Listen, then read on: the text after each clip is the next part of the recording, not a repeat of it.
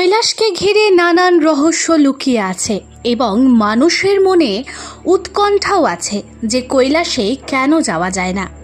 আজকে কৈলাস নিয়ে বিস্তারিত তথ্য তোমাদের সামনে তুলে ধরব। ভিডিওটি ভালো লাগলে অবশ্যই সাবস্ক্রাইব করে পাশে থাকবেন এবং লাইক ও শেয়ার করে দেবেন। কমেন্টে লিখে দেবেন হর হর মহাদেব। সর্বোচ্চতম পর্বত হলো মাউন্ট এভারেস্ট, তবে সেখানেও মানুষ যেতে পেরেছে। তবে তোমাদের মনে মনে ভাবতে অবাক লাগে না, তার থেকে নিচু কৈলাসে মানুষ কেন পৌঁছাতে পারে না? আসলে জানো, কৈলাস হচ্ছে মহাদেবের পর্বত। কৈলাস স্বর্গের চোখে দেখে সাধারণ মানুষ। কৈলাসের নানান স্থান রয়েছে যা রহস্যে ঘেরা। এই কৈলাসের উপর দিয়ে যেতে পারে না একটিও হেলিকপ্টার। মানুষ চাঁদে পৌঁছে গেছে, তবে কৈলাস পর্বতে পৌঁছাতে না পারা একটি রহস্য মাত্র।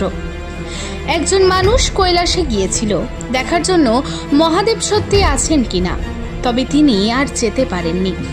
মাঝ রাস্তায় তার মৃত্যু হয়েছে। কেউ কেউ আবার কৈলাসে গেলে পথভ্রষ্ট হয়, কেউ কেউ মৃত্যুরও সম্মুখীন হয়, কাউকে আবার খুঁজেই পাওয়া যায় না। তবে একজন বৌদ্ধ সন্ন্যাসী গিয়েছিলেন কৈলাস পর্বতে।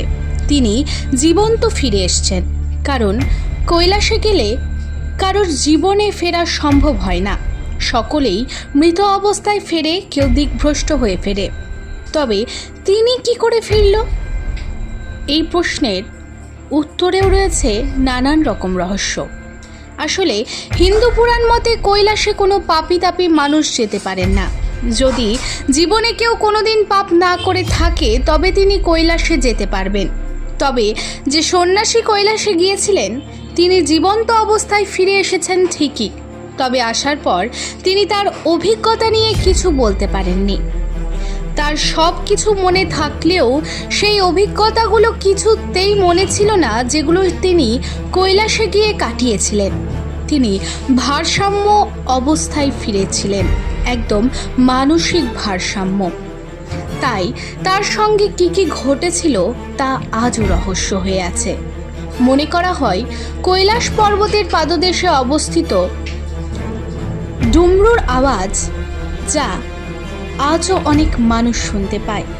এটিকে মহাদেবের ডুমরু বাজানোকেই সকলেই ইঙ্গিত করে।